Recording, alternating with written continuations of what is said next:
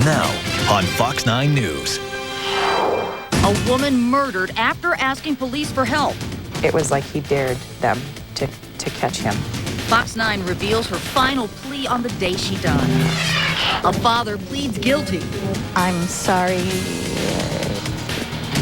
It doesn't even come close to what I would have liked to have heard him say.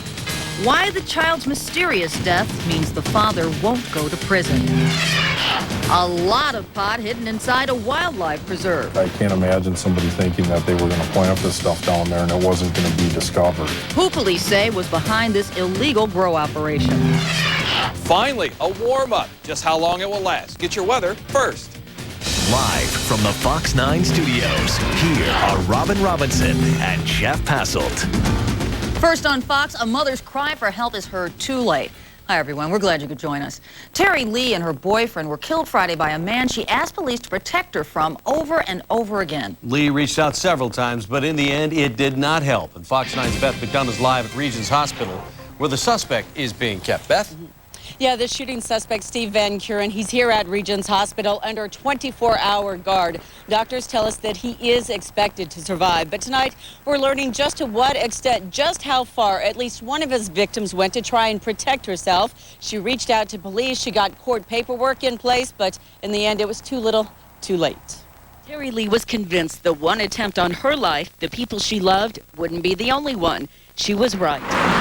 Last Wednesday, Steve Van Kuren showed up at her daughter's school, Altman Junior High, watched a volleyball game, waited in the doorway. He was intimidating a 12-year-old. And violating a court order banning Van Kuren from getting near Lee's children or within a mile of her home. The order in effect for 2 months since Van Kuren tried to stab Lee in her home. Lee's daughter left the court crying, begging for the principal. The principal called Terry. Terry's next move was a familiar one. My sister called the police.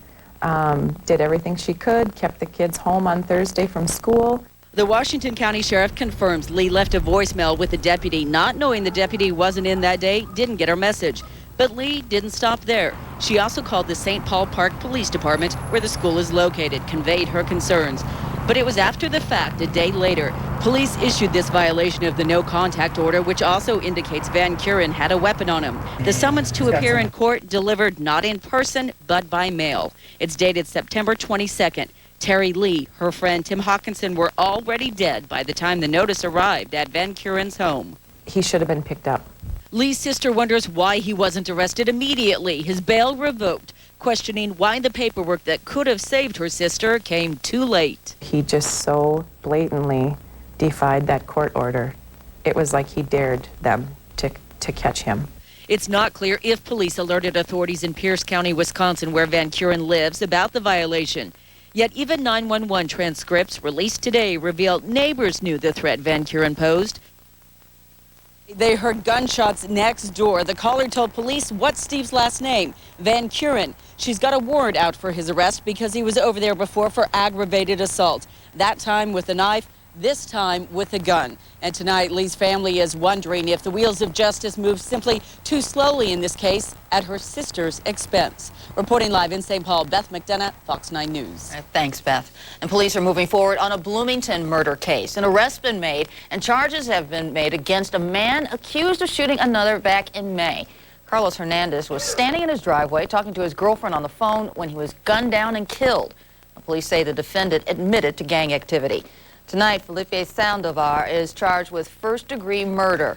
Bail is set at $2 million. An illegal immigrant from Mexico discovered living inside an Apple Valley high school, sentenced to 6 months in jail. 22-year-old Francisco Serrano pled guilty to breaking into a Boston apartment armed with a knife after being arrested back in March. Serrano now expected to be turned over to immigration for deportation. He was supposed to be deported from Minneapolis back in January before the Boston break-in, but fooled everyone here and disappeared. In response to last week's tornado in Rogers sparks a national investigation. The Commerce Department plans to audit the National Weather Service. It's in response to a request from Senator Mark Dayton. The Weather Service said it didn't have time to issue a warning because the tornado hit before it showed up on radar. Witnesses to a plane crash in Wisconsin say the plane's landing gear was down when it tried to land on Staples Lake near Cumberland. The crash killed James Aoki of Inver Grove Heights yesterday afternoon. The Barron County Sheriff says the plane skipped a few times, then flipped over. Federal investigators were at the scene today, and they've ordered an autopsy. Starting tomorrow, it looks like air travelers will be able to bring some liquids on board again. The feds are calling it a common sense approach to security, but new tonight, some air experts say it isn't security at all. Liquids, gels, and aerosols now allowed in carry-on bags if you don't carry on very much. 3 ounces or less of toiletries like toothpaste, lotion, and lip gloss are now permitted if they are placed in one clear Ziploc plastic bag. Also allowed on flights, beverages and other items bought on the other side of security in the boarding area. The TSA says although liquid explosives remain a significant threat, intelligence, experimental testing, and overall increases in aviation security allowed the modifications. We've looked at all of the various MacGyver scenarios that you can imagine, and we are comfortable with these measures that we are adequately covered. But some security experts believe complaints from travelers and businesses triggered the changes, which they say leave too many loopholes terrorists could exploit. We know that Al-Qaeda has frequently worked in small groups. So if you take 3 ounces and multiply it times a factor of 4, 5, or 6 individuals, that will be ample material to bring basically a liquid bomb aboard a plane. The TSA disagrees. We are not flying near the treetops on this. We are giving ourselves plenty of room, and the only thing we're thinking of here is the safety of the traveling public. The TSA thinks changing the liquid ban will free up screeners to look for more significant threats. The ultimate solution, reliable technology to screen for liquid explosives, but right now that's not ready for the nation's airports. Jeff Masaba Airlines is desperate to cut costs to stay in business. The regional carrier already met with pilots and plans to talk with its mechanics tomorrow. If company leaders can't reach a deal with the unions by Thursday, they'll have to ask a judge to reject their contracts. The airlines only got about $10 million left. You decide 2006, the race for U.S. Senate, not even close according to a new poll. The numbers suggest Democrat Amy Klobuchar holds a big lead over Republican Mark Kennedy, 52 to 37%. The Mason-Dixon poll of 625 Minnesotans was conducted for the Pioneer Press and Minnesota Public Radio. Former Governor Jesse Ventura is back in the political ring, this time in the Lone Star State, stumping for independent Texas gubernatorial candidate Kinky Friedman. Ventura and the country singer / mystery writer are on a campaign swinging through Texas college campuses this week. The city of Minneapolis wants to end homelessness in 10 years. Heading Home Hennepin will provide people with decent and affordable housing and the resources to maintain it, whether it's through jobs or services. The plan wants to stop homelessness before it starts. Preventing homelessness by keeping people in the housing that they have and making sure that people don't enter homelessness from our public institutions. Zero tolerance for discharging people from jails and foster care, for example, into homelessness. Well, if it's fully implemented, the program will cost an estimated $45 million for the first 3 years. Definitely a buyer's market out there. Sales of existing homes have fallen for the 5th consecutive month. According to a new report, the sales slowdown is also having an effect on home prices. The median price of an existing home sold in August dropped to $225,000. That's down about 2% from a year ago. There is more relief at the gas pump. Oil prices are down, and so is the cost of gas. A barrel of oil fell below $60 today. Nationwide, gas prices have dropped almost 24 cents in the last 2 weeks. In the Twin Cities, you can fill her up for about $2.09 a gallon. Now, we always want to help you find the lowest prices around town, so we checked the Fox 9 gas gauge and found unleaded's $2.07 a gallon at the PDQ on 7th Avenue and East River Road in Anoka. And for the best prices near you, just log on to myfox9.com. Yeah, I've been lucking out. I used the E85. I think I paid $1.65 yesterday. I think you're part of the reason why gas prices came down, too. Maybe. You and a whole bunch of folks. I don't know. I'd like the credit. I doubt it has anything to do with that. Another glorious fall day out there. Mike Nico's got your weather first. Yeah, my car's too old. Won't run on E85. Huh? It's running on fumes, huh? Yeah, those 90s models, they don't, might rust out the system. Hey, we got some nice weather for you again this evening and into tomorrow. Look at the radar out there. Not picking up anything adverse whatsoever, so a very nice afternoon has led to a very nice evening, albeit a little cool out there with the calm conditions and the clear skies. From 53 at Roseville to 53 Medona Heights, Burnsville checking at 52, St. Louis Park at 54, same at Robbinsdale and Wayzata. At 51 degrees right now. We're all going to drop down into the mid and upper 40s tonight, but that's not the real story. The big story is north of the border right now. You can see the radar return just to the north of North Dakota. Doesn't look very impressive now, but as it slides southward, runs into that 70-degree heat tomorrow, it's going to spark some pretty strong thunderstorms. I'll tell you where they'll be and what they'll do when they get there, plus the drastic change that's behind them, guys. It's fall again. We'll talk about it. I like hearing that. Getting us ready. Thanks, Mike. Anticipation tonight in Iowa. Watching and waiting for a lucky Powerball winner to step forward. Plus, A father pleads guilty. I'm sorry. It doesn't even come close to what I would have liked to have heard him say. Why the child's mysterious death means the father won't go to prison. A health alert for parents. And it's the first case that we've had since 2002. How measles has made a comeback in Minnesota. 3 men arrested after Bloomington police seize a healthy crop of marijuana. And wait till you hear where it was growing. Is your pet legal? I think it's imperative that people get their dogs licensed here. Why the cost of a dog or a cat license is going up. This is Fox 9 News with Robin Robinson, Jeff Passolt, and meteorologist Janie Peterson. This next story, just unthinkable. An Illinois woman could end up facing the death penalty for cutting her best friend's baby from the womb, killing her. The woman's 3 children discovered drowned. ultimately, it's up to a judge if the murder case moves forward. And tonight, he's ordered the suspect to take a psychological exam. Appearing in an Illinois court by video on Monday, 24-year-old Tiffany Hall pleaded not guilty to charges she killed her pregnant friend, then cut the fetus from her womb. The judge ordered a psychological evaluation of Hall.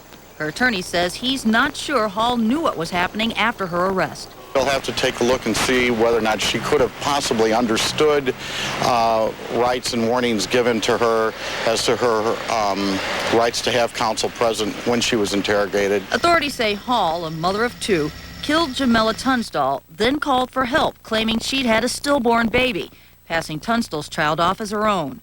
Later, her boyfriend turned her in after she allegedly told him what she'd done. The discovery of Tunstall's body set off a manhunt for her 3 children, seen in this photo as age 7, 3, and 1. Saturday, authorities found their bodies in a washer and dryer. I have children of my own. All of these investigators have children of our own. So it's a very emotional time for all of our departments and the families involved in this case. Police say Hall confessed to drowning the children. She's not been charged in their deaths. Meanwhile, the family's East St. Louis neighborhood is grieving.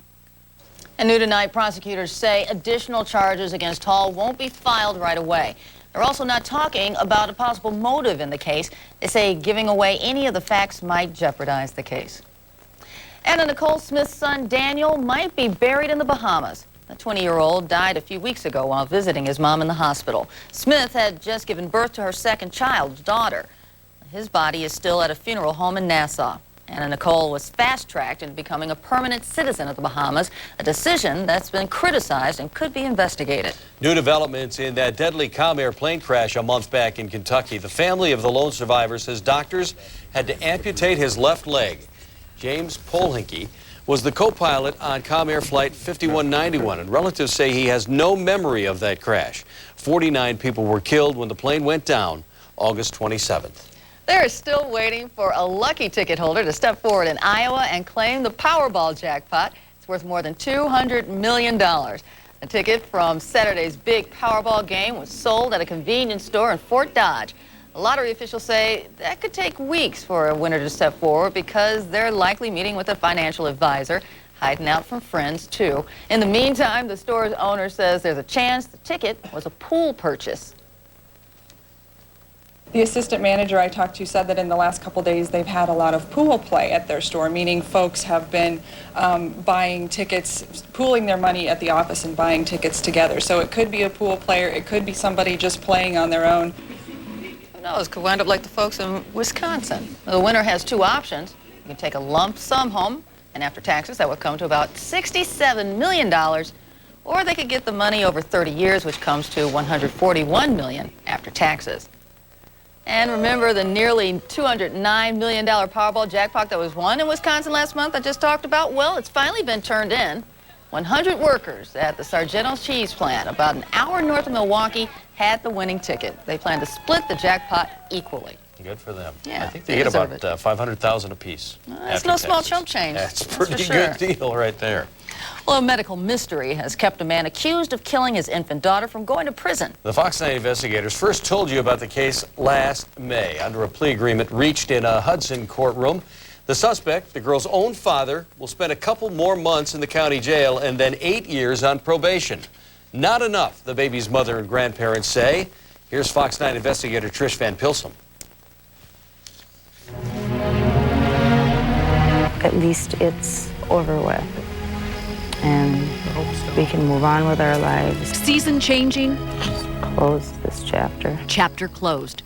This story began when Hope died.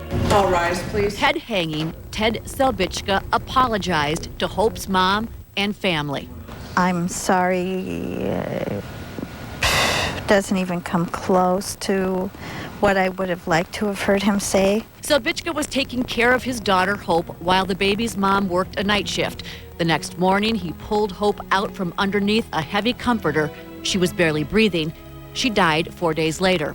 Cause of death? Asphyxiation. Her dad charged with homicide for putting the blanket over her.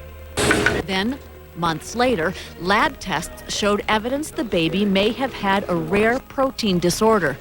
Medical experts couldn't prove the disorder killed Hope, but they also couldn't prove it didn't. The scientific evidence showed that the state couldn't rule out this alternative trigger or mechanism of death. Hope's family wanted more tests done. I know in my heart, regardless of what any doctor says, what killed Hope, she was never sick a day in her life. Prosecutors say they had no choice but to drop homicide charges against Selbichka. We think we got the best result we could, considering the facts and the evidence that was out there. Selbichka pleaded guilty to a less serious crime, neglect, contributing to the death of a child. He claims he'd been drinking that night and failed to check on the baby. Ted caused the cascade of events that led to her death.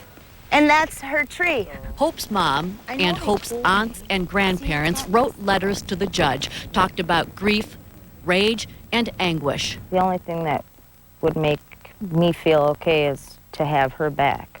A judge can consider all that, but in the end, it came down to the evidence. It makes me sick. It makes me sick. And a medical mystery that means there's no proving exactly how or why Hope died. For the Fox 9 investigators, I'm Trish Van Pilsum. If Selbichka gets into trouble while on probation, he could go to prison for 4 years. It's devastating for that family. Sad story. Really is. Well, a tour of duty extended. Thousands of U.S. soldiers staying in Iraq even longer. A big pot fest in the South Metro. Hundreds of marijuana plants seized, and you won't believe where. It's always been pink, but not that pink. Well, neighbors are making a stink about one pink brownstone. What's being done to tone it down? Seems like just yesterday we put away the warm weather gear and also the rain gear, but we're going to need it again. It's fall and things are changing in your forecast. I'll have all the details at 9:30. Tonight at 10, 2 people killed. Fox 9 talks to the murderer's former lawyer, why he says something more could have been done. And we take you inside a favorite fall activity. It's a great family experience. Why it might be harder to get the perfect pumpkin this year. Plus, find out what exercise really isn't doing the job. Join Jeff and me tonight at 10. Stretched too thin. The Army's now extending tours of duty for about 4,000 troops in Iraq. Soldiers in the 1st Brigade Armored Division will be staying a month longer until at least February. At the same time, the bodies of 24 unidentified men found in Iraq over the past 10 days received a mass burial. And near Baghdad, a policeman was killed and 6 others hurt when insurgents attacked a police station. The Pope's still making amends for his comments about Islam. Now he's meeting with Muslim diplomats at his summer home. The controversy started during a speech several weeks ago when Pope Benedict quoted an ancient text that called the Prophet Muhammad evil and inhuman. The remarks sparked violence and rioting in several countries. Since then, the pontiff's been doing his best to apologize.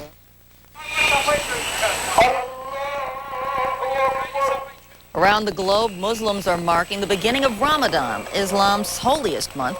Ramadan celebrates the revelation of the Quran. Muslims fast from dawn until dusk.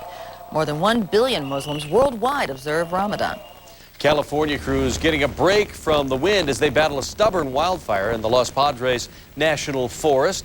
The winds were blowing about 40 miles per hour over the weekend, but have luckily died down considerably. Also, firefighters are now getting help from a DC-10 jet to douse those flames. The fire's been burning for more than 3 weeks. And an update on wildfires burning near Sydney, Australia. Investigators say they could be the work of arsonists. 55 brush fires have destroyed homes and businesses, and at least one person's been killed. The fires being fueled by strong winds and extreme temperatures, a rare combination for Australia in September. Now they fear the fires could only be the beginning of a devastating season for folks down under. It really does. Well, coming up, a health alert. Fox 9's tracking a case of the measles. Also, pot plants 11 feet tall and hundreds of them. Find out where police made a major bust. Plus, pet owners, you want to pay attention. Making sure Fido's on the up and up. It's going to cost you a few more bones. Now on Fox 9 News. A lot of pot hidden inside a wildlife preserve. This one at 200 and some plants is very sizable. Who police say was behind this illegal grow operation. A health alert for parents. And it's the first case that we've had since 2002. How measles has made a comeback in Minnesota. Is your pet legal? I think it's imperative that people get their dogs licensed here. Why the cost of a dog or a cat license is going up. Tracking storms. Which day to bring the rain gear? Get your weather first, next. Live from the Fox 9 studios, here are Robin Robinson and Jeff Passolt. Pot bust, drug cops come across a major haul. Hi again, everyone. All of it in a wildlife refuge. It's a huge stash, and it was found in Bloomington. More than 200 marijuana plants were growing near a popular fishing spot on the Minnesota River. Some of the plants were over 11 feet tall. Fox 9's Bill Keller shows us how police caught up with the bad guys. Now, the suspects picked this spot near the Minnesota River because of its fertile soil and the fact they thought they would never be caught. But once discovered, Bloomington police spent 3 months looking to identify the operators of what they called a highly organized marijuana growing operation. It is one of the biggest drug busts in Bloomington history. 240 marijuana plants, some more than 10 feet tall, recovered from the Minnesota Valley National Wildlife Refuge. It's fairly sophisticated. I mean, they'd obviously gone to some effort to find a secluded area. They put a fair amount of work in it. Arrested were Ross Thomas Flatguard and Jason Charles Brua, both 24, and 23-year-old Kevin Mark Hansen. Bloomington police have been watching the group of men tending to their marijuana plants since July. The crop was discovered by some nature lovers on the lookout for buckthorn. I can't imagine somebody thinking that they were going to plant this stuff down there and it wasn't going to be discovered. Investigators with the U.S. Fish and Wildlife Service used motion-activated cameras to catch the trio repeatedly tending to 2 large tracts of well-cultivated plants. I think they put up some makeshift fences and tried to cut some branches to put around it to try to conceal the plants. But with 200 and some plants of marijuana, it's going to take up a fairly big area. Fully grown, the hidden crop could yield about 250 pounds of marijuana. This one at 200 and some plants is very sizable. Like I say, most of the grow operations we come across are substantially smaller than that. A search of the suspect's home turned up seeds, marijuana, and drug paraphernalia. Each suspect is now charged with possession and sale of marijuana. If convicted of both charges, each suspect could face up to 10 years in prison and a $20,000 fine. In Bloomington, Bill Keller, Fox 9 News. Fox 9 weather first with meteorologist Mike Nico. We've been waiting for a run of perfect fall days. And we got another one. We're lucky. Mike's in for Janie, and we were going to find out how long he's going to keep this going. Oh, I think 3 days is about all we can muster this time around. That's good. Yeah, we had Sunday, which was all right. It was, 62. Today was 66. Tomorrow about 73, but then we shut the door on it. You know, it always warms up in the fall before we get one of those big crashing cool fronts from Canada, and that's exactly what's going to happen. And it'll turn more of these colors. We'll see more of the beautiful colors we're seeing in Bloomington today. Yeah, isn't it nice? The oranges, the reds. It's a great time of year. Ooh. Over the weekend, there was about 5 state parks up north that had at least 75% coverage. Now there's 9.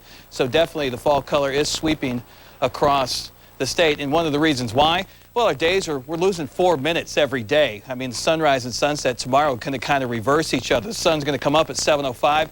It's going to set at 7:03. Today it did the exact opposite. It came up at 7:03 and set at 7:05. So there's 4 minutes we missed. Plus the lows at night are finally starting to cool down a little bit now that we've lost some of that cloud cover. 48 degrees was the low this morning, but we warmed up nicely. Even with a northwest breeze that was a tad brisk at times, 66 degrees. Now, with a few clouds roaming in the skies tonight and a wind that's eventually going to switch to the northwest to the southwest, I think we're about as cold as we're going to get, and we're about 53 right now. So we're going to drop down to about 50 overnight and just kind of hover right there all throughout the overnight hours with a few passing clouds here and there. Definitely bright sunshine when it comes up tomorrow, and the wind is going to start picking up out of the southwest. 9 o'clock about 7 to 14, but as we head through the day, it could be around 20 miles per hour, even gusts up to 30 as you head further up north in Minnesota. Here's what we're looking at. Just a few clouds over us right now, but those are moving away. Here's the storm track, and notice where it's coming from. Canada. That means there's two things we're looking for. One, systems aren't going to have much moisture with them. And number two, they're not going to be very robust. So we're not thinking severe weather's in the offering. If this storm would come up from the southwest, there'd be a better chance. But there is a chance of some strong storms, possibly some hail and some high winds. And if some moisture does sneak in, places like St. Cloud and more like Cambridge over towards Rice Lake, Hayward, and Hinckley could see the stronger amount of those storms late in the afternoon and into the evening. These will slowly slide south. So I think Wilmer, Twin Cities, Red Wing, we're going to make a run into the mid to upper 70s with increasing clouds throughout the day and breezes, but I don't think we'll see the storms until around sunset, if not around 9 o'clock, or about 24 hours from now. So come on back, and Janie will be tracking those for you. Up north, breezy conditions, rain moving in earlier. You're going to see a few peaks of sunshine early up north, and then you'll cloud over, and rain will be hitting by the dinner time, even the evening rush. And the same could be said, at least for Hinckley and Hayward, Rice Lake, you're probably going to have to wait till the evening hours for some storms. So a warm push of air will lead to some scattered thunder boomers up to the north. Fall's definitely going to strike back, and this time it's going to stick even longer. We're going to have cool and gray skies at least through the end of September, which is Saturday. By Sunday, we may finally shake the cobwebs and get out of this pattern and be able to head back outside. But here we are at 7 o'clock in the morning. Notice the storms are poised north of the border, ready to come through customs, slide on down, and notice right just south of the South Shore. Notice how the stronger storms are working their way back towards the Brainerd Lakes area, and then the whole system is going to slide to the southeast. So by the time these storms really blow up, they should be east of the Twin Cities. We'll wake up with cloud cover Wednesday and about 50 degrees, but with a secondary push of cooler weather and showers developing, we're only going to warm to 57 degrees. And that track's going to continue. Low's going to develop over Hudson Bay, and that's going to keep funneling this cold weather down. So we're going to drop 15 degrees from tomorrow to Wednesday, and then look at Thursday, still mostly cloudy and 54. If we clear out briefly Thursday night into Friday morning, there will be some frost advisories out once again.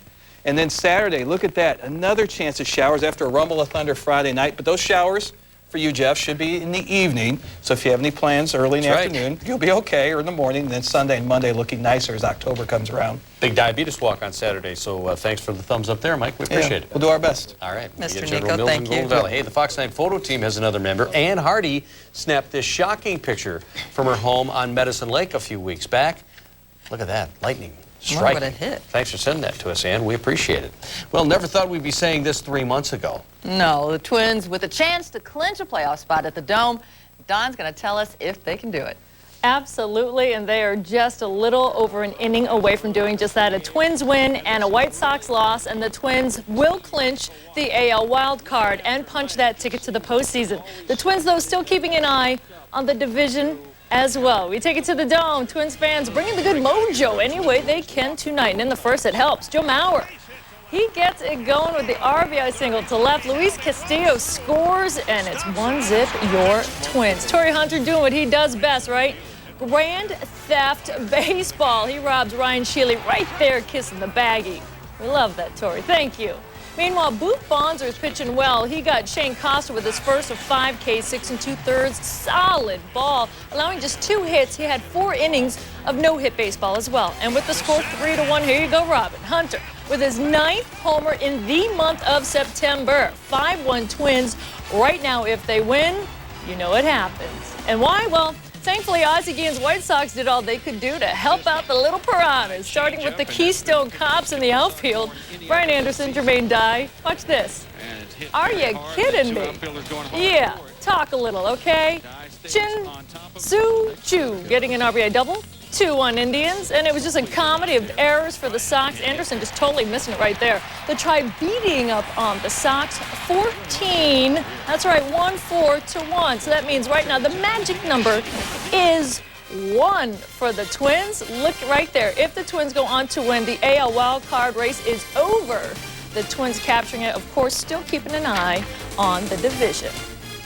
We'll file this under not a wardrobe malfunction. Fred Smoot sat out the first series against the Bears yesterday, not because he didn't have a helmet. Smoot's helmet was nowhere to be found when he stood on the sidelines, and one appeared right before he entered the game. But Coach Childress said today Smoot was held out for disciplinary reasons and did not elaborate. Childress says he was more concerned, though, about another real malfunction, the costly turnovers.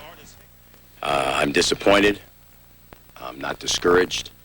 I'll go back to those turnovers is what I zero in on, particularly from the standpoint of us giving them 10 points directly. And forget about the commercial where the Seahawks, Sean Alexander, is hurt in an incident with a blender and a wiener dog.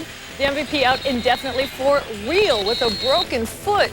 Injury believed to have been sustained during a tackle in the Cardinals game against the Cardinals in week 2. I love that commercial, but I feel bad. I really like Sean Alexander. They put it out there. They put it in the ethos, you know, made it happen. They did, and all the fantasy football people are saying thanks so much. I thought he just signed a big deal, too. Yeah, he did. Well, it's probably a good thing that he did that, so he's going to get paid anyway. Thanks, Dawn.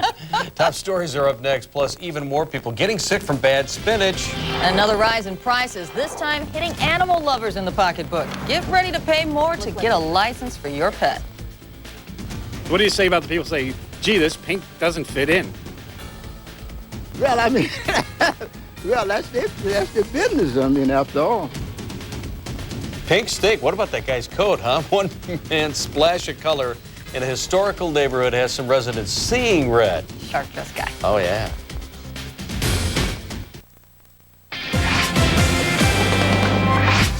Top stories at this hour. The man accused of murdering his ex-girlfriend and her boyfriend has yet to be charged.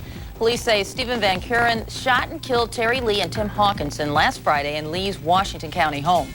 Her 4 children were not hurt, and right now they're staying with relatives. In Illinois, charges in the brutal murder of a family. Police say Tiffany Hall killed her friend, stole her unborn baby, then drowned the woman's 3 other children.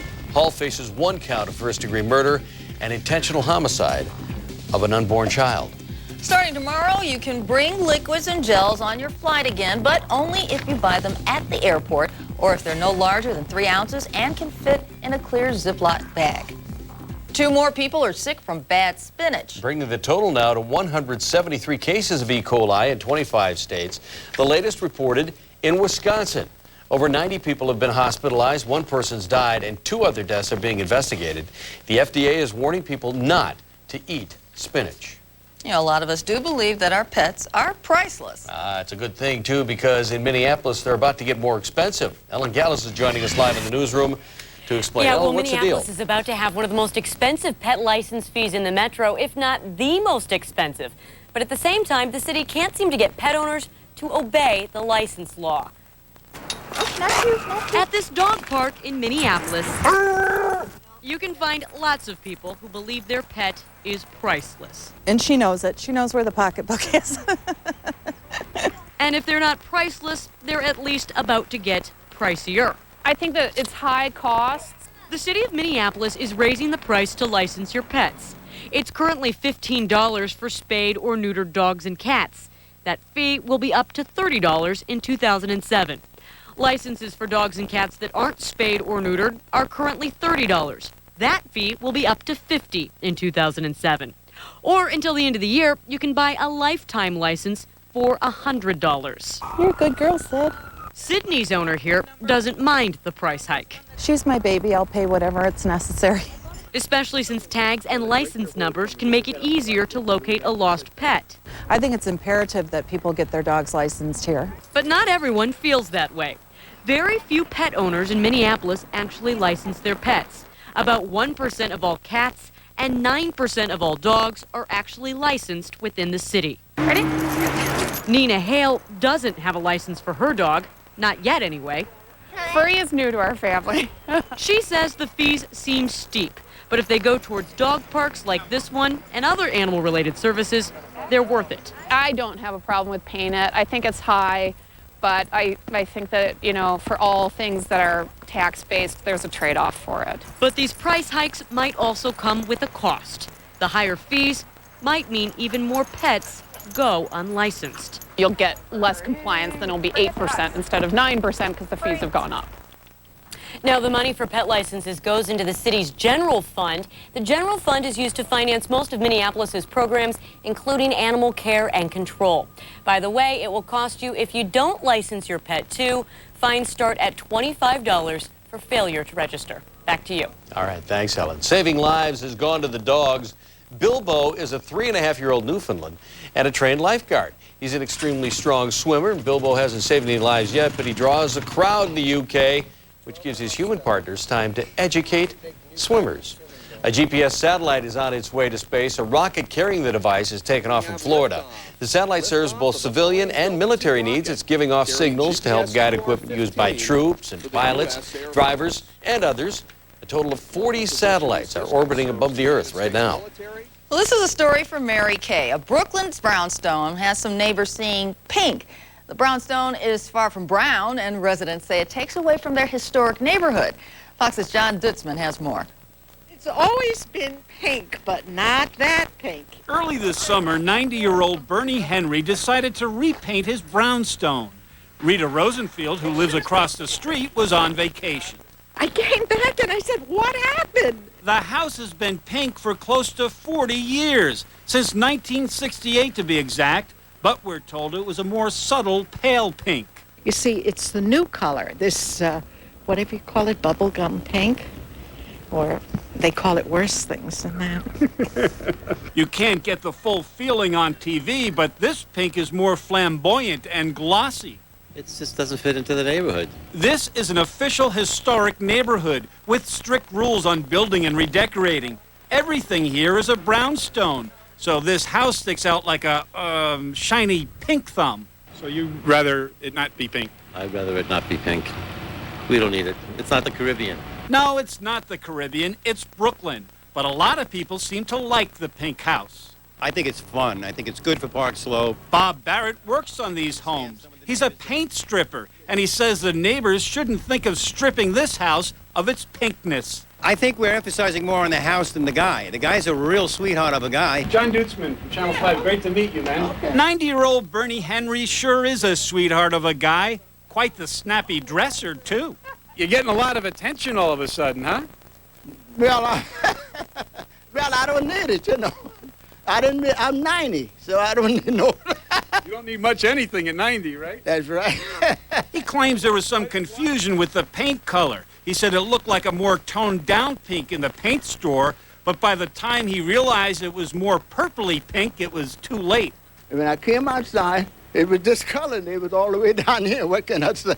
What do you say about the people who say, gee, this pink doesn't fit in?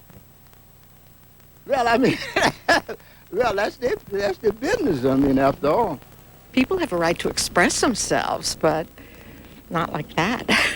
Why aren't you wearing a pink jacket? You should be wearing a pink jacket. No, this is...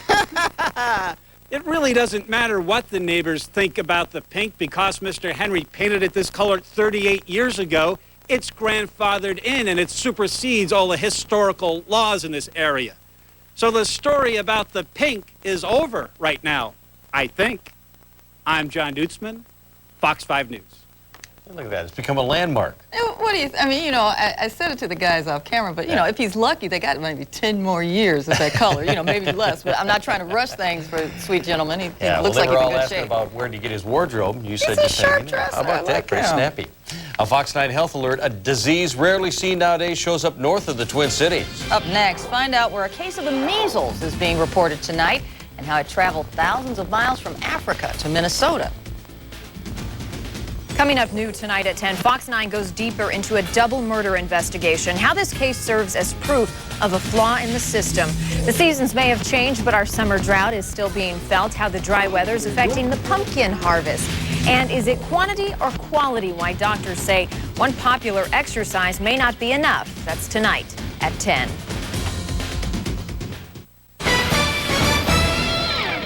Stocks moving up, gas going down. The Dow picking up 67 points, now 147 away from that all-time high. The Nasdaq jumping 30 points. Gas prices keep coming down. AAA says regular unleaded now averaging $2.38 a gallon. It was about $3 around this time last year. Existing home sales falling for a fifth straight month. Home prices dropping for the first time in more than 10 years. And a federal judge clearing the way for what could be a $200 billion class action lawsuit to proceed against the tobacco industry. It alleges tobacco companies defrauded smokers by claiming light cigarettes were safer than regular cigarettes. Chiquita Brand says that the spinach recall is hurting profits. Chiquita sells bagged spinach under the name Fresh Express. And Oprah Winfrey launching her own channel on XM satellite radio. As for taking her empire public, Oprah is ruling out an IPO, saying she likes to call her own shots. That's business. I'm Neil Cavuto. Deadly disease practically unseen in the U.S. has reared its head in our state. A 7-month-old baby in Anoka County has come down with the measles. The child was adopted in Africa, then traveled thousands of miles to the States, where it got sick. And Fox 9's Scott Wasserman picks up the story live outside the health department in St. Paul. Scott, what's the deal? Well, Jeff, this is the first measles case reported in our state since 2002. The state health department says it has it under control, does not fear there has been a spread of this disease with that baby. And with so many people adopting overseas now, one adoption agency says there are some lessons you need to know before doing so. These children were adopted in Kazakhstan. For more than a decade, Miliana Gross has been bringing children to America. More than 500 adopted from foreign countries. And through the years, she's heard the concerns about adopting a child from overseas. I do hope that this case will not stop anyone from adopting or considering international adoption. The case of a 7-month-old boy who came from Africa to Minnesota in September and was diagnosed with measles. It's so rare in the States, we can only find pictures of infected children on the internet. A lot of diseases that we no longer see as common here in Minnesota may still be happening in other parts of the world. The Minnesota Department of Health says the boy from Anoka County contracted the disease in Africa, flew to Minnesota, developed symptoms, and was contagious from the 14th to the 22nd of September. Since the 1996 measles outbreak, the number of cases dropped dramatically in Minnesota. 7 of the last 9 were contracted in foreign countries. It's a good reminder for parents to make sure their kids are vaccinated, because obviously while we don't see a lot of measles, it certainly is just a plane ride away, as this case illustrates. We want to make sure that the children do go to the medical doctor in the country where they're being adopted from. As for adopting from foreign countries, Miliana educates her parents-to-be on what to do before bringing a child back to the States. We advise families to set their doctor appointment with a pediatrician for a visit, even prior to traveling to a foreign country. So far, Miliana says none of her children have come home with any serious illnesses. To be able to bring a child home from a different country will expand your family and challenge your family in ways you probably can't even imagine. As for that 7-month-old boy, the state health department has contacted everybody that the boy has been in direct contact with, including sending out letters at a school where he was visiting. The Centers for Disease Control is in contact with the orphanage in Africa, hoping to suspend adoptions until every child there is deemed healthy. Live in St. Paul, Scott Wasserman, Fox 9 News. All right, thanks, Scott. We'll close out the 9 o'clock with some good news for everybody. The Twins win 8-1. We're going to have more coming up at 10. Don will have more for you. Well, it's a murder that shocked the area. There's new information straight ahead on Fox 9 News at 10. This is Fox 9 News at 10. Robin, a woman and her friend murdered the accused and ex-lover. New at 10, why one legal expert claims this is proof of a flaw in the system. To turn around and tell me that Steve Van Kuren committed murder is still a foreign concept to me. What can be learned from this sickening case? Still feeling the effects of the summer drought? Find out how it could hinder your Halloween. Time to pick up the pace, why one popular exercise may not be enough. And another step in the playoff push. Twins fans punch their tickets to the postseason. Fox 9 News at 10 starts now. And thank you for joining us on Fox 9 News at 10. I'm Marnie Hughes. And I'm Jeff Pazzel. Break out the champagne. The Twins are heading back to the playoffs. We have team coverage tonight. Rob Olson's live out at the Dome. But right now we want to start with Dawn Mitchell, and we're going to take a look at the Twins and their celebration. And Dawn, Twins fans have to be pinching themselves. They must be thinking they're dreaming because this season started out like a nightmare. Unbelievable. You're absolutely right, Jeff. All the stars aligning tonight. The White Sox gift wrapped their half of the equation, and the Twins, well, they took care of the rest. That is right. The Twins are going to the playoffs. Now, the Sox are blown up by Cleveland 14-1, and the Twins had to punch their own ticket to beat the Royals. And Justin Morneau put the cherry on top with this home run to make it 8-1. They clinch a wild card berth into the playoffs, and they're still eyeing to take over the Central. This is the last out. Joe Nathan on to clean it up, and yes, open up that champagne, just like you said. Either way, they're playing in October, whether it's wild and it stays that way or whether they go on to take the Central. If they take the Central, they get home field advantage. But you know what? We don't care either way. They are going to the postseason. We, of course, will have much more coming up in sports. All right, Don, get it together. We'll get back to you in just a little bit. It really is incredible when you think about the way the season began. And it's a wild scene out at the Dome now tonight. Oh, no kidding. Rob Olson's joining us there live. Fans have got to be pretty pumped up, and that's an understatement. Yeah, they are pumped up. They're just starting to stream out of the Dome now, and we've heard a few shouts of people pretty happy about the whole postseason idea. And they've been pumped up all day. You can tell the team felt pumped up. Fans came here tonight hoping that luck would be on their side, that they would be here to witness this playoff berth. I think we just picked the game that we could all go to. It's often amazing the way fate plays out because settled into their seats in section 127. We're single. College girls with the custom t-shirts whose random pick of games set them up to see a playoff clinch. An amazing game. We're looking forward to it. It will happen. It will happen. While up in the new luxury suite next to right field, a friend gave me these tickets, and I was hoping that it would be tonight because I got a pretty good feeling that it could be, and it'd be a lot of fun to be here when it happens. Baseball fan who lucked out and is amazed at what fate has dealt the Twins this season to even be here. I think that the new ballpark people got behind them. The season began with the down note of Kirby Puckett's death, and the first 2 months the record matched that mood. Then almost the exact time the team scored their brand new ballpark after 10 hard years of trying, the team came alive, winning 19 of 26 in June, 18 of 26 in July. Joe Mauer made the All-Star game, batting nearly 400. And despite losing Liriano to a left elbow, they now face the playoffs, though with a lot of questions. Who we're playing, what day we're playing, what time. With baseball superstition, the team didn't even want to admit playoff planning before securing a slot. So there is a new Homer hanky? Possibly. Maybe? Maybe. And you might have seen it? I may have, if there is one. But there is a Homer hanky, and fans will have them in their hands very soon. Playoffs happen. All the way. Going all the way. Let's hope it can go all the way. Here's a lot of fans coming out of the Metrodome, excited tonight. Come on. Well, okay. Come on, be excited. All right, there you go. You said you came out of there, you knew they were going to the playoffs. Yeah, definitely. They're playing the Royals, no doubt in my mind that they were going to win tonight. Did they seem like pumped up coming into this game, like they wanted to get it done?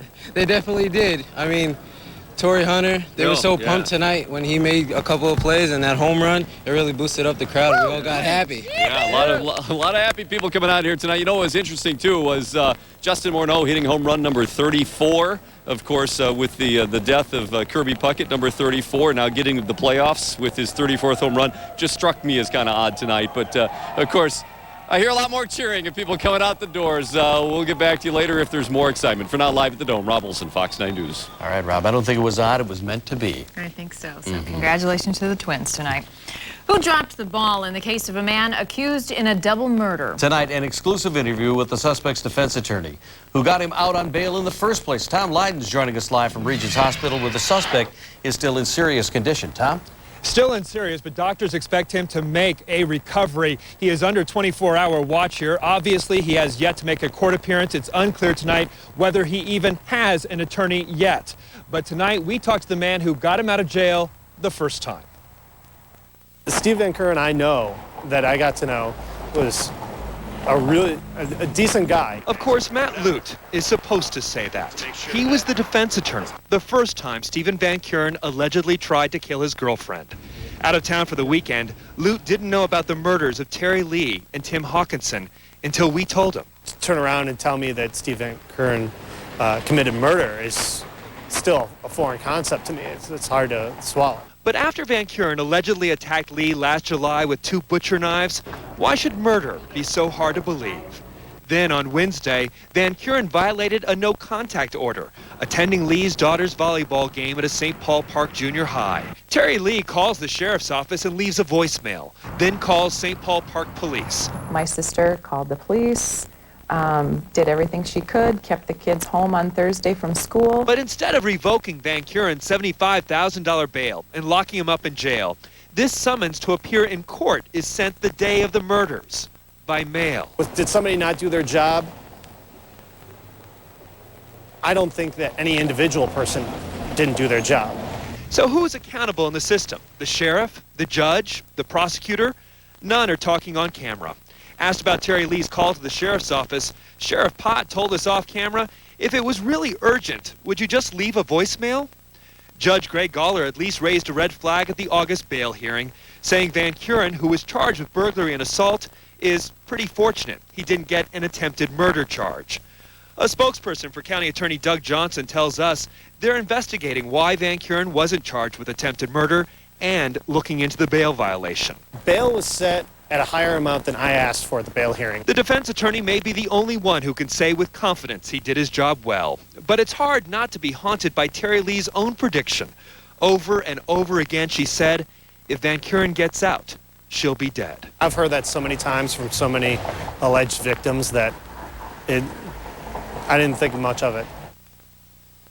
And that may be part of the problem, that people were kind of used to this kind of phrasing and no one took it seriously this time. Matt Lute says one thing that should have been done differently at that bail hearing, there should have been a mental health evaluation done of Van Kuren. He believes that may have detected some depression issues in addition to his known alcoholism. Well, Tom, would we even be here if the suspect would have been charged with attempted murder in the first place? It's a good question because two things would have been done differently. First of all, bail would have been set higher. Instead of $75,000, you might have been looking at something like $200,000, and he or his parents would have had to come up with 10% of that, about $20,000. The other thing that might have happened, and again, this is might have been, is when he violated the conditions of his bail, instead of just sending a summons through the mail, they actually may have picked him up and put him in jail. Tom Lyden live in St. Paul with the very latest. Thanks, Tom. Just released today transcripts of the 911 call made from a neighbor's house just minutes after the murder. The caller says the mother's shot with her kids still in the house. The dispatcher asks if the suspect is still there. The caller answers back, yes. Tonight, police say they finally have their man in a 4-month-old murder investigation. Felipe Salvador is arrested and charged in a deadly shooting that happened in Bloomington this spring. Police believe the suspect shot and killed Carlos Hernandez while standing in his driveway. The woman suspected of murdering an Illinois family could face the death penalty. Tiffany Hall makes her first appearance in court today. She's accused of cutting the fetus of her pregnant friend from her womb. The woman then admits to drowning 3 other children in a washer and dryer. Well, the National Weather Service in hot water. Yeah, they're being audited by another government agency for their response to a deadly tornado in Rogers. The move comes after pressure from Senator Mark Dayton, who's worried forecasters may need more funding. The Weather Service claims they didn't have enough time to issue any warnings. Rumors are running wild. Still, Pakistan insists they know nothing of Osama bin Laden's whereabouts or even if he's still alive. The latest talking started after a French newspaper report claiming to get its information from that country's secret service. The French government denies knowing anything. Bin Laden, at least according to U.S. sources, has been hiding along the Pakistan border. Travelers are getting a little freedom back. Folks flying can now bring liquid carry-ons with them aboard planes with restrictions. All items were banned last month after a round of terror arrests. Now you can bring liquids fitting in Ziploc bags and products like soft drinks purchased past security checkpoints. Wish I would have had that a couple of weeks ago because I bought the diet beverage and got about 2 sips and then had to toss it before getting on the plane. Forgot all about it. Good news for business travelers because they're having to check bags they don't normally do. And toss their lunches and all sorts of other stuff. You bet. Well, many of us walk to keep active and stay in shape. I sure like to.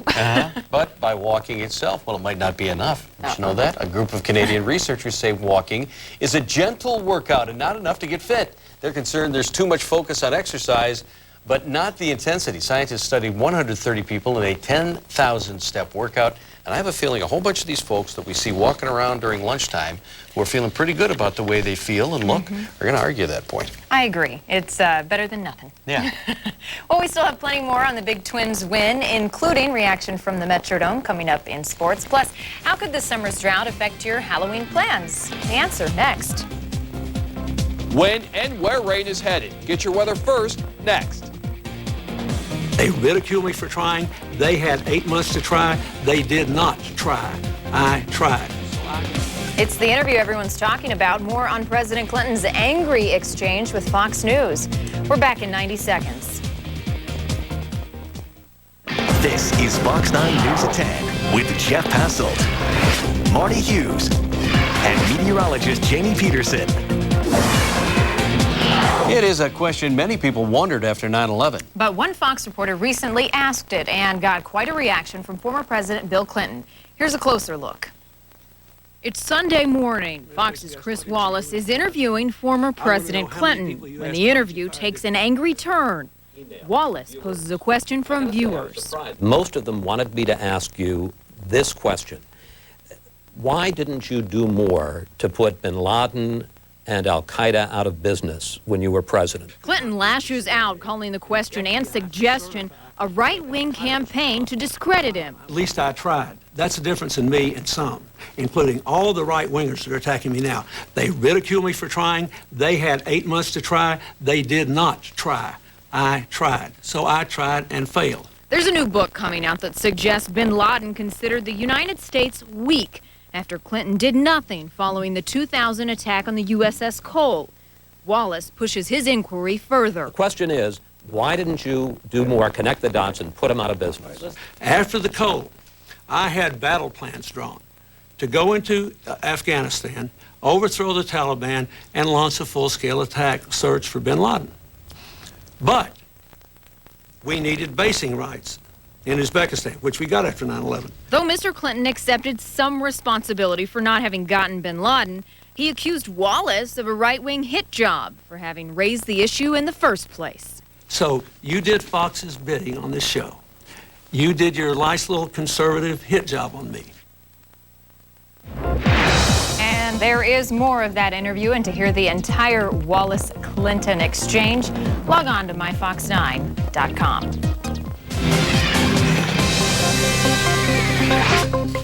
Well, it feels like autumn for a few weeks, though. Fall officially started just this past weekend. It sure came quick. It sure did. Yeah, it was just like that. Well, there's lots to do across the state, you know. Oh, it's a great time of the year. Many folks around the metro have an annual tradition, a visit to Seaver's Corn Maze. And tonight, Bill Keller takes us to the sights and sounds of that fall festival.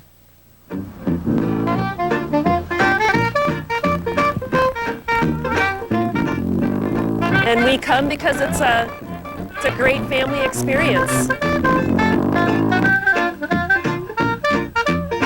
For 10 years, Seaver Peterson has enjoyed watching Minnesotans play in his cornfield. My favorite part about it is to see multi-generations together having fun and enjoying themselves. That's my favorite part of the whole thing.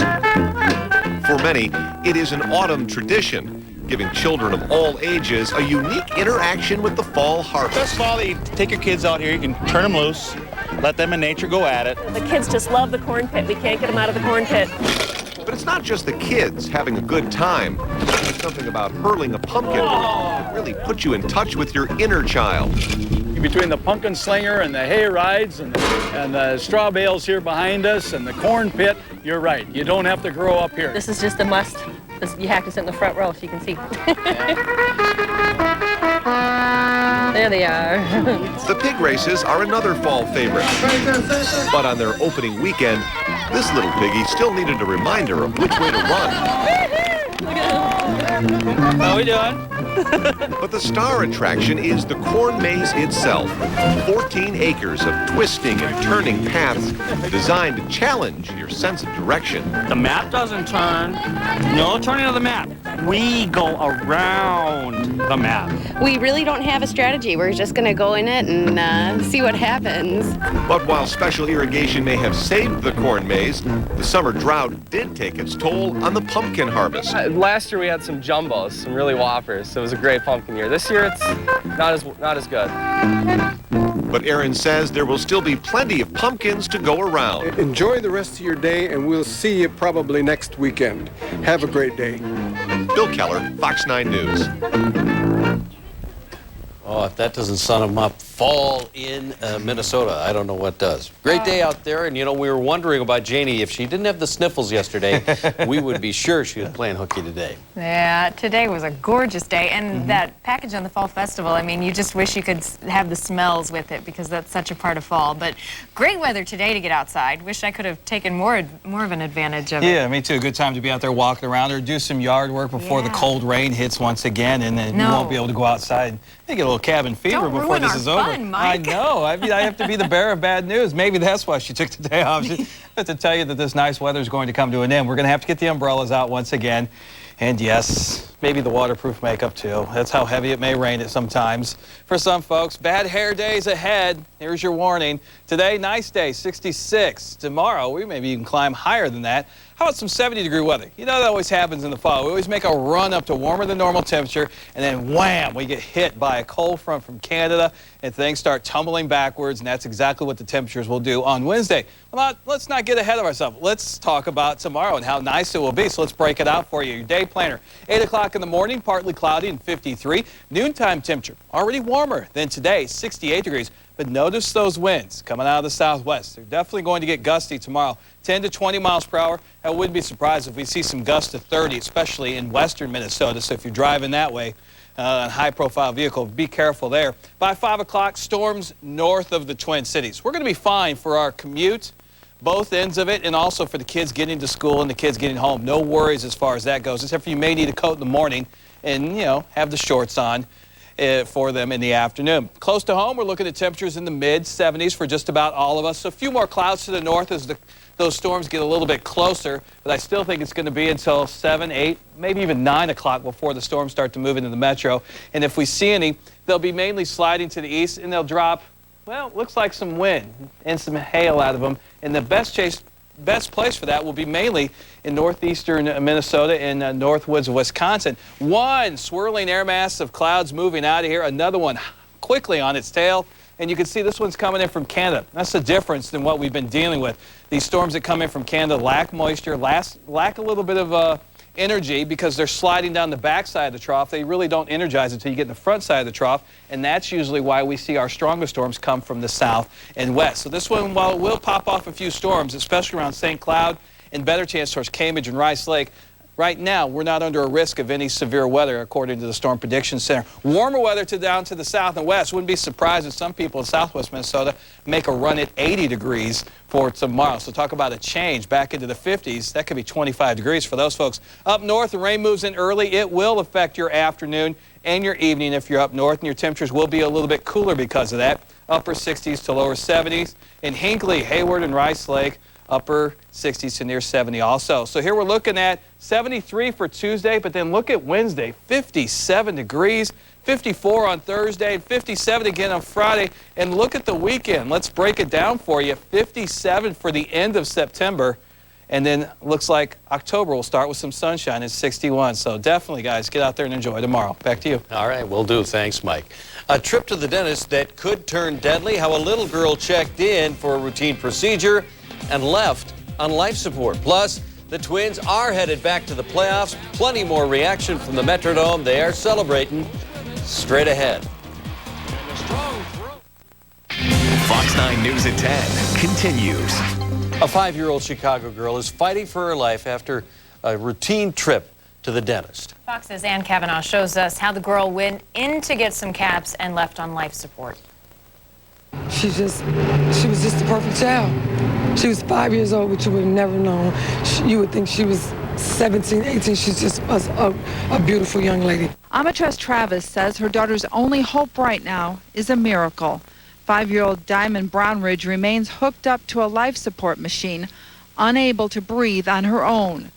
Family members say doctors have given them little hope. They told us to expect the worst. They didn't want to tell us anything else, but, you know, we got it in God's hand, and we're just praying that she'll pull through. On Saturday, Diamond's parents took her to the Little Angel Pediatric Dental Office in the Little Village neighborhood for what they thought was routine treatment. She had 2 cavities in the back, he said, and she grinds her teeth at night, so they wanted to put caps on her. The parents say the dentist, Dr. Hickam Riva, asked them to leave the office when he started to work on Diamond. They say he gave the 5-year-old an oral sedative, followed by an intravenous sedative and nitrous oxide gas. When the procedure was over, they say, the dentist and his nurse came out and told them things had gone well. But when Travis went to get her daughter, Diamond wasn't breathing. They told me that my daughter had did an excellent job. She did really great. So that just make me question, were they working on my daughter while she was already dead? The Little Angel dental office is closed today. So far, no one from the practice has commented on the situation. Omatress Travis says when she first told the doctor her daughter wasn't breathing, he didn't take her seriously. She has this warning for other parents. Whenever you go and take your daughter to the doctor, don't leave the room. The Twins are headed back to the playoffs. Some good news next in sports. Why players insist there's still plenty of work in the regular season left to do, and the search for a rare squirrel, where he might be hiding in tonight's Thanks for Asking. Run around here?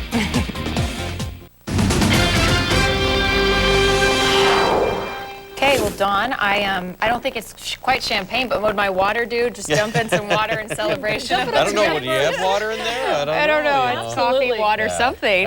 Pretty That's exciting. Great to hear this, boy. I'll tell you what. I was just thinking about the way this season started, and a bunch of the players who aren't here anymore, and then the ones who came in and did this, amazing. And they're eating their hearts out tonight because the Twins did overcome that terrible start, and they turned it into a wild card and hopefully still a Central Division title, but we have to wait to see about that. Tonight, the White Sox are blown out, and the Twins turned the dome out heading into the postseason. Let's go right to the locker room. Yes, everybody loving it. Torrey, a big fixture tonight, as he always is. And you know what? Maurer, what can we say? Unbelievable time down in the locker room tonight. Our photographer getting doused like you read about. And you know, even Big Fella there for the celebration. You know that they have got to take him everywhere he goes. You know, Jeff, you said it the best. Yeah. Everyone had written them off at the beginning of the season, but Gardenhire got these guys to this point, and he should get Manager of the Year. And that guy right there, you're seeing the love. This is their equipment guy who's been around forever, right? Yeah, he's been around the team for like 50 Look years. at him. Yeah, the And he's had players some love health issues this year, and it really rallied the team around him. And just to have him hoisted upon shoulders right there is just another wonderful moment for this entire team. Feel-good story. You know, let's show you how they got to this point. Hunter all over it tonight. He does his best Venus flytrap. Robin Ryan Sheely right there, kissing the baggie. Meanwhile, on the mound, how about this guy? Booth Bonser, terrific. 5 strikeouts. He went 6 2/3, allowing just 2 hits. No hit ball through 4. And he got more support than Victoria's Secret. Hunter with his 30th homer of the year. Put them up 5-1. Morneau added his 34th to make it 8-1, and Joe Nathan nailed it down. This is the final out of the night. What slow start, right? Our Twins are going to the playoffs. And here's the other part of the equation. It was a laugher at the Jake tonight, especially for Twins fans. The White Sox couldn't do anything right, from a comedy act in the outfield, which allowed a run to score.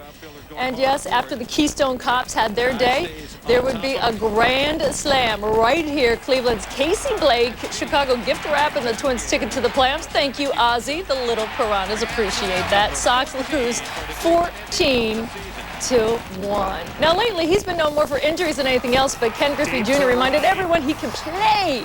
It's his first at bat in 3 weeks, and he moves into 10th place on baseball's career home run list with a 3-run pinch hit shot in the 8th.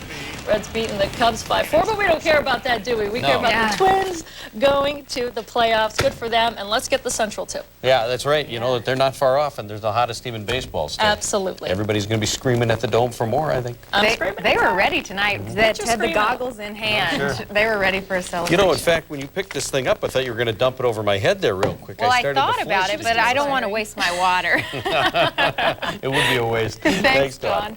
And coming up, Fox 9 goes on the hunt for a rare Minnesota squirrel. One possible hiding spot next in tonight's Thanks for Asking.